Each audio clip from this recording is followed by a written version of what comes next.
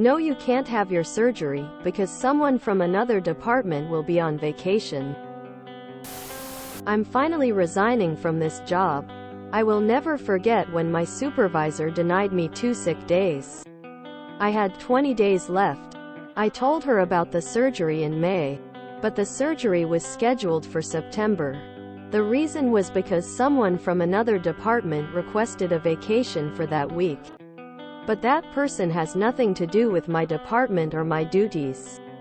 Also, she could have covered for me because we both hold the same certifications, etc.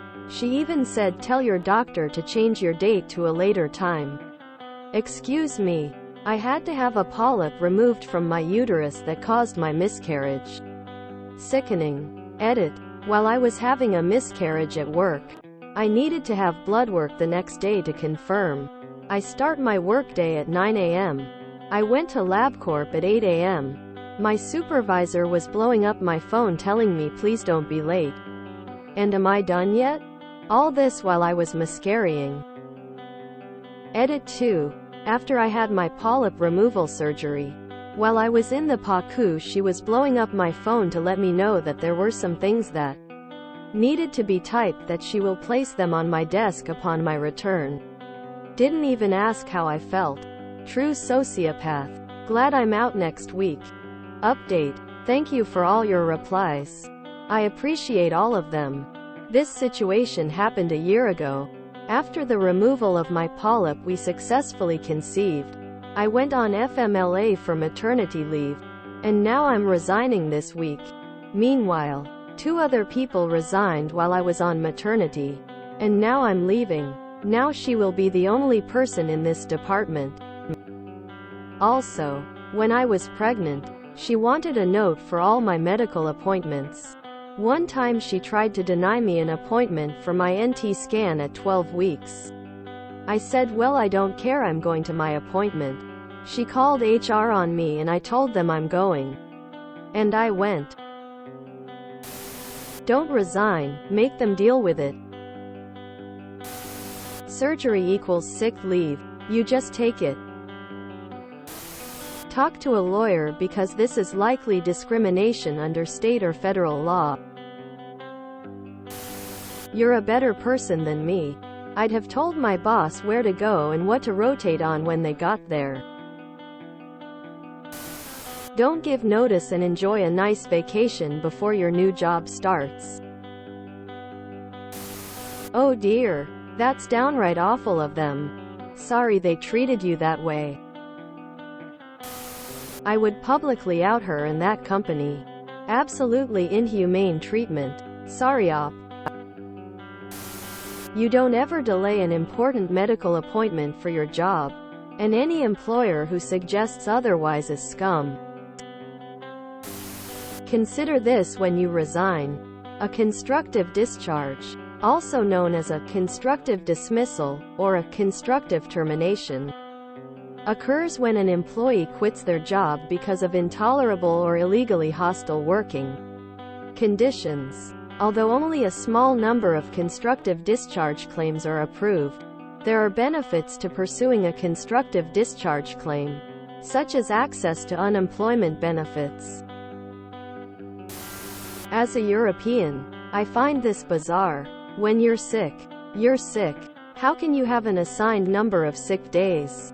How can you not be permitted to take them? What a dystopian hellscape working in the US is. This is where you pull the card of FMLA if you can. I am so glad you are leaving that situation. This hits close to home. One of my biggest regrets in life was not telling my job to shove it while I painfully miscarried in the TX heat because we were already short-staffed. To be fair, while this job did have issues with forcing people to work when they shouldn't, including making me stay after an allergic reaction that made me unable to breathe, I did not even tell them I was miscarrying. I was 18 and terrified, and they consistently guilted me for moving slowly and taking my full lunch that day while short-staffed. I was very clearly bleeding through my paints and barely able to stand. I regret ever allowing a workplace to come before my health and family. Even the jobs that would have potentially left me on my ass to lose. I look back and wish I had prioritized things differently. Any job that makes you go through what your employer did is not a workplace worth staying. So again, as a stranger, it makes me so happy to see this story end with you getting out. And I am so sorry for your loss. I hope your surgery has the outcome you're hoping for. Take your other 20 days off, then quit. I'm so sorry this happened to you. You deserve better. Red heart. Were you eligible for FMLA leave?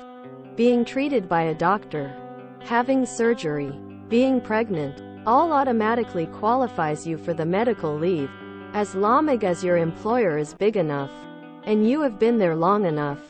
But, regardless, having a medical issue, you don't ask to take time off. You inform.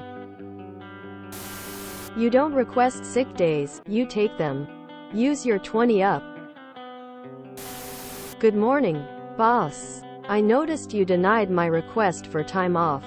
I understand if you could not find anyone to fill my shift. However, I was not asking. I submitted a formal request as a courtesy to you. But I will not be available to work on these dates, as I am having surgery. This is non-negotiable. My return to work date is date, and I look forward to seeing you then. Except then you just never go back. You would think that your supervisor would be more compassionate because she's also a woman. Guess not? Take that 20 days sick leave and watch that hellhole burn.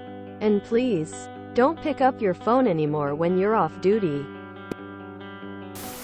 Pro tip: don't ask for days off. Let them know you won't be there. If they try to deny sick leave, tell them as much. I wasn't asking permission, I was stating a fact. If you enjoyed this video, please check out our playlists full of similar content. Epicaricast is like doom scrolling for your ears. Please like, share, and subscribe.